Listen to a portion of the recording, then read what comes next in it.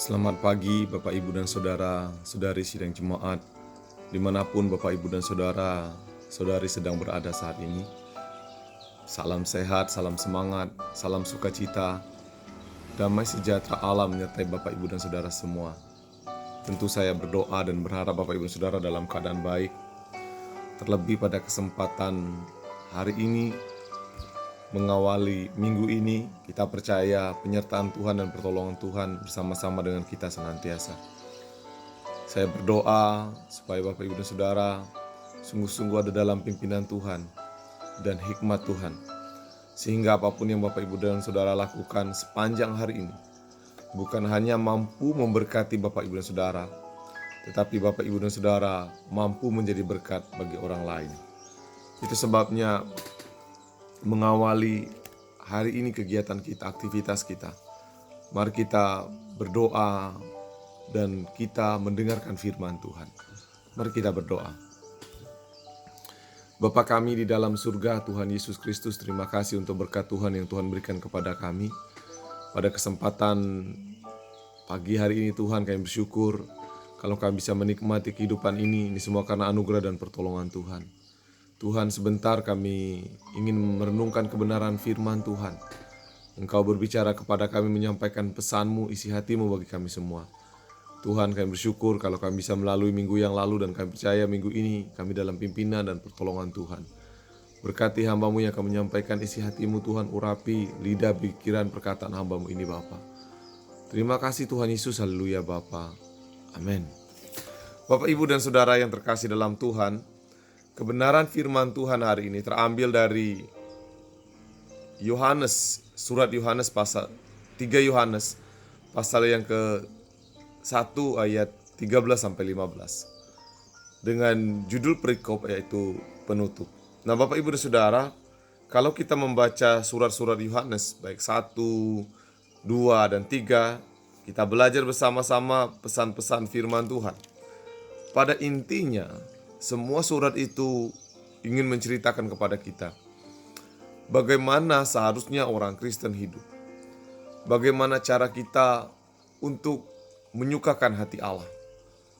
Kalau kemarin kita belajar bagaimana Yohanes menggambarkan kepada kita supaya kita saling tolong menolong. Supaya kita mampu melawan perlawanan yang begitu kuat, ingin merongrong ajaran Kristen dan yang menolak tentang siapa Kristus.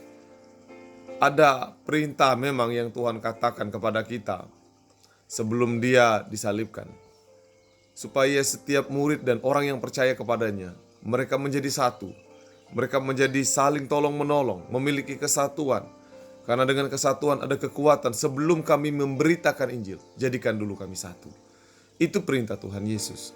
Dan hari ini kita belajar bersama-sama satu nasihat dari Yohanes. Dalam Yohanes yang ketiga, surat Yohanes yang ketiga, dengan satu perikop yang diberikan oleh Lai, penutup. Kita belajar bersama-sama bahwa bukan hanya dalam 2 Yohanes, tapi 3 Yohanes ini, betapa rindunya Rasul Yohanes untuk berjumpa dengan orang yang dia kirimi surat, Gaius ini. Supaya apa? Supaya dia bisa bertatapan muka dengan mereka. Dia berkata, terlalu banyak hal yang harus kutuliskan, aku ceritakan kepadamu. Tetapi aku tidak mau menceritakannya itu dengan tulisan ini sebenarnya dan tinta ini. Hatiku rindu untuk berjumpa dengan engkau. Ayat ke-14, aku harap segera berjumpa dengan engkau dan berbicara berhadapan muka denganmu. Suatu kerinduan dari Yohanes supaya dia bisa bertatapan muka dengan orang-orang yang dikasihinya. Dan menceritakan kepada mereka apa yang dia ceritakan, tentunya betapa Tuhan itu baik bagi mereka. Kemudian dia mengirimkan pesan kepada mereka, percayalah, Tuhan menyertai mereka dengan pesan damai sejahtera menyertai engkau.